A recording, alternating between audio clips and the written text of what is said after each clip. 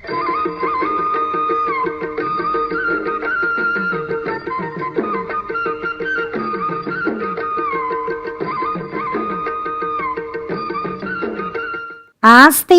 నాస్తి. కాంతయ్య శాంతయ్య చిన్నతనం నుండి కలిసి పెరిగారు. ఇద్దరూ కాస్తో కూస్తో చదువుకున్నారు. ఇద్దరికీ అన్నో ఇన్నో తెలివితేటలున్నాయి. ఆస్తిపాస్తులు మాత్రం లేవు. వాళ్ళిద్దరూ మంచి స్నేహితులని అంతా చెప్పుకునేవారు. కొందరికి వారి స్నేహాన్ని చూసి కన్ను కుట్టింది. ఒకరిపై ఒకరికి చాడీలు చెప్పి విడదీయాలని వాళ్ళు ప్రయత్నించారు. అయినా శాంతయ్య కాంతయ్య చెప్పుడు మాటలు చెవిని పెట్టలేదు. వారి స్నేహం దినదిన ప్రవర్ధమానమవుతోంది. కుర్రాడు బుద్ధిమంతుడని పొరుగురి భూస్వామి ఒకడు తన కూతురు విశాలాక్షిని కాంతయ్యకిచ్చి పెళ్లి చేశాడు. పెళ్ళయ్యాక కాంతయ్య అత్తారింటికి ఇల్లరికం వెళ్ళాడు. శాంతయ్య ఆ ఊరి పేద రైతు కూతురు వనజాక్షిని పెళ్లి చేసుకుని అక్కడే స్థిరపడ్డాడు. పెళ్ళిళ్ళయ్యాక మిత్రులిద్దరి జీవితాలు మారిపోయాయి. కాంతయ్య వైభవంగా జీవిస్తుంటే శాంతయ్య రోజు కూలీగా పనిచేస్తున్నాడు. కాంతయ్య ప్రతిరోజు విందులు విలాసాలు. శాంతయ్యకు రెక్కాడితే కానీ డొక్కాడదు. కొన్నాళ్లకు శాంతయ్యకు 2 పిల్లలు కలిగారు. ఊళ్ళో పనులు ఆటేలేక అతగాడు రోజు అడవికి వెళ్ళి కట్టెలు కొట్టి తెచ్చి అమ్ముకునేవాడు. కానీ అలా ఎంతకాలం జీవించినా గొర్రె తోక బెత్తెడన్నట్టుంటోంది ఆదాయం. ఒక రోజున శాంతయ్యకు జ్వరం వచ్చి లేవలేకపోయాడు. వైద్యుడు వచ్చి చూసి మందిచ్చి, పెద్దగా కంగారు పడాల్సిందేం లేదు, కానీ నీకు 2 వారాలు విశ్రాంతి అవసరం, లేకుంటే పెద్ద జబ్బులోకి దింపుతుంది అన్నాడు. అప్పుడు శాంతయ్యకు గుండె గుబీల్మంది. ఏ రోజు పని చేయకపోతే ఆ రోజుకు తిండి ఉండదు. పెద్దవాళ్ళు ఎలాగో తట్టుకుంటారు, కానీ మరి పిల్లల మాటేమిటి? ఈ 2 వారాలు భుక్తి గడిచేదెట్లా? అతడిలా ఆలోచిస్తుంటే వనజాక్షి ధైర్యం చెప్పి, నువ్వు ప్రశాంతంగా ఉండు, నేను సంసారం నడుపుతాను అంది. ఆ సమయంలో వాళ్ళింటికి విశాలాక్షి వచ్చింది. ఆమె శాంతయ్యతో, అన్నయ్య, నా తండ్రి పోయి ఏడాది అయింది. అప్పట్నుంచి నా భర్తకు ఎదురన్నది లేకుండా పోయింది. దుర్వ్యసనాలు ఎక్కువయ్యాయి. డబ్బును మంచినీళ్లలా ఖర్చు పెడుతున్నాడు. మా ఆస్తి కరిగిపోతోంది. 2 పిల్లలున్నారన్న స్పృహ కూడా లేకుండా ఉన్నాడాయన. మీ ఇద్దరూ ప్రాణ స్నేహితులని తెలిసి నీ సాయం కోరి వచ్చాను.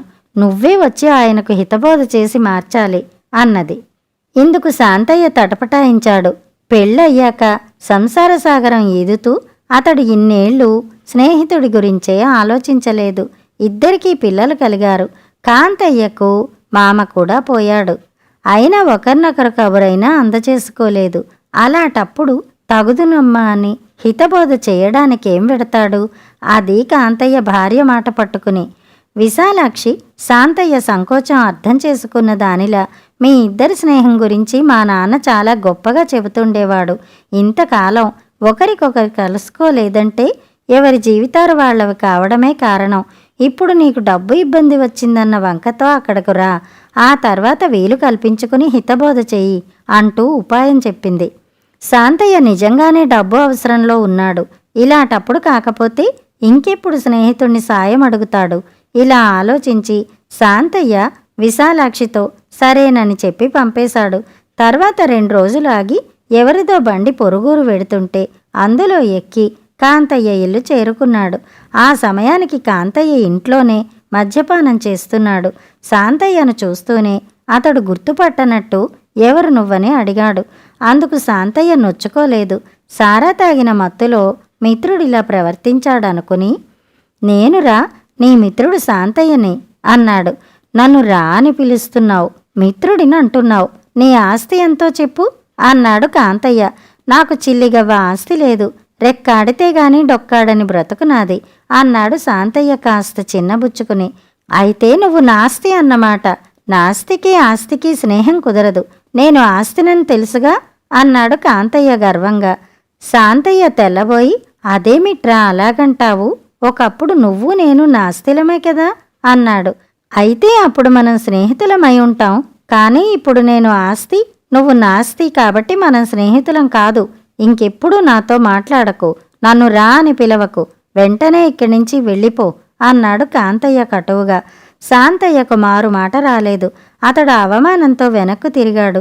దొడ్డిదారిన విశాలాక్షి వచ్చి అతన్ని వీధిలో కలుసుకుని, అన్నయ్య, నా భర్త ఇంత దుష్టుడని తెలియక నిన్ను అవమానం పాలు చేశాను, నన్ను క్షమించు. ఈ 1000 రూపాయలు తీసుకుని నీ అవసరం గడుపుకో. ఈ డబ్బు నీకు సాయపడాలని ఇవ్వడం లేదు. ఏదో ఒక రోజున మా సంసారం వీధిపాలైతే ఆదుకుంటుందని నీ దగ్గర దాచుకుంటున్నాను అన్నది. ఆ డబ్బు తీసుకుని శాంతయ్య తన ఊరు తిరిగి వెళ్ళి భార్యకు జరిగిందంతా చెప్పాడు. వనజాక్షి భర్తను ఓదార్చి, విశాలాక్షి డబ్బును మనం దాచలేము, ఎవరికైనా ఇచ్చి దాచమంటే మోసం చేసి కాజేయవచ్చు. మనకేమో నిత్యావసరాలు, ఈ డబ్బు ఖర్చయిపోతుంది. కాబట్టి మనమో పని చేద్దాం.